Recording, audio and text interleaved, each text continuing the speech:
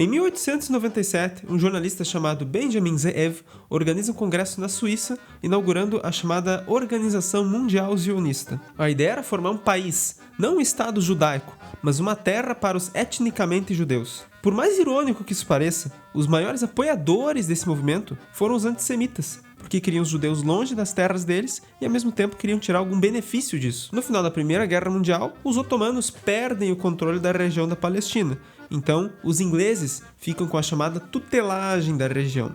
Em 1917, é feita a Declaração de Balfour pela parte dos ingleses, apoiando a ida dos judeus até aquela região, então dominada por eles. E quanto aos nativos, bom, eles não tinham indústria ou capital, muito menos poderio militar para contestar qualquer decisão. Por causa disso, para os britânicos não eram dignos de consulta, assim como os judeus europeus, por mais que tenham estado por lá por mais de 700 anos. Os novos moradores da região começam a formar os chamados Yishuv, literalmente assentamentos, e futuramente uma milícia chamada Haganah, que supera os palestinos em força. Os nativos, se sentindo depreciados nessa circunstância, se rebelam contra essa ideia de novo povoamento judaico. Então os britânicos, junto com os novos paramilitares Haganah, suprimem o povo por os terem contestado. Como tudo só piorava, os ingleses, em 1948, interrompem o mandato deles na região. A nova Nações Unidas, em vista desse problema, resolve dividir o território em dois, metade e metade. Ou seja, os judeus, que eram 32% da população daquela região, e chegaram a lá mais ou menos umas 3 décadas, ficariam com a metade de tudo. Depois de alguma deliberação, eles acabaram ficando só com 40%.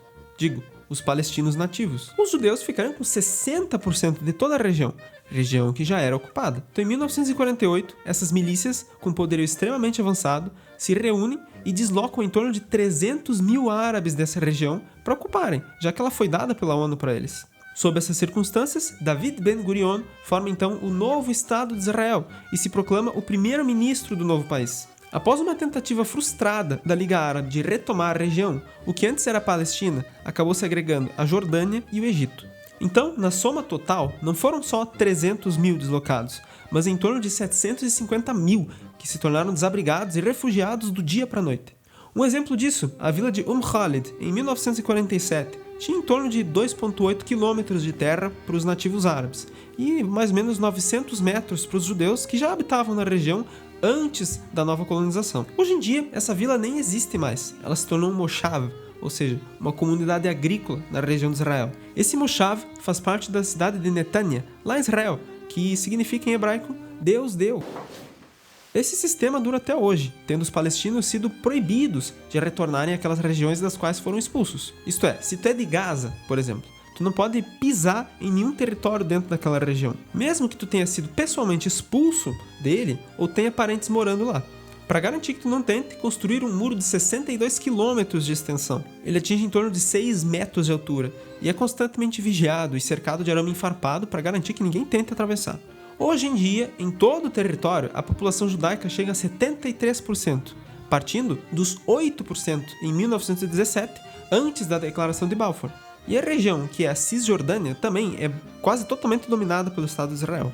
Então, se tu tá passando sede na região, tu tem que pedir autorização para o novo Estado israelense para cavar um poço, ou simplesmente comprar água deles, porque eles praticamente controlam todo o Vale do Jordão, que é como se fosse o rio Nilo daquela região. A empresa Mekorot, que controla literalmente 85% de toda a água potável da Cisjordânia, consegue construir esses paraísos aqui dentro do território israelense, enquanto os palestinos, afastados forçosamente do vale, não têm nem o que beber. O resultado disso é o seguinte: 26 litros de água diários per capita dentro das terras palestinas, comparado com 600 consumidos dentro desse oásis israelense, sendo o mínimo para sobreviver 75, de acordo com a OMS. Engraçado que eu peguei esses dados da ONU, a mesma organização que deu a terra desse povo. Como grande parte da região é uma zona militar fechada, nem os próprios beduínos nômades conseguem ir lá se aproximar perto do vale.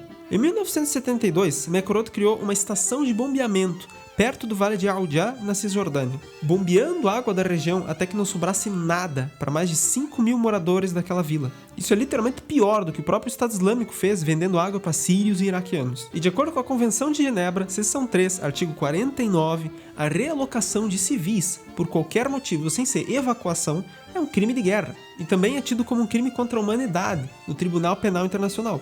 A apropriação de terras pode ser considerada pilhagem, e a destruição de propriedade privada também é outro crime de guerra. Esses atentados são tão graves que eles são literalmente inderrogáveis no direito internacional. Em termos leigos, não tem conversa, e os países podem fazer uso da força para impedir que isso se perpetue. Mas e tu, o que tu achou dessa história? Será que eu deixei alguma coisa de fora?